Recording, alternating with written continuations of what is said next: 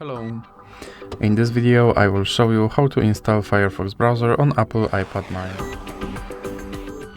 So you have to start by opening your Apple App Store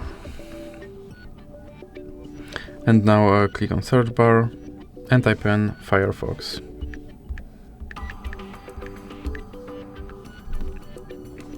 Now click on this icon to download your app and you can click open.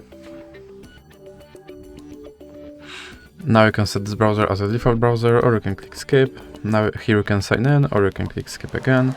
And you can turn notifications from this browser, or just click skip. And here you can select your theme, or click save and continue. And now you can select your toolbar placement, or you can click save and start browsing. So now your Firefox browser is installed and is ready to use. So that's it for this video. If you liked it, please remember to leave a like and subscribe.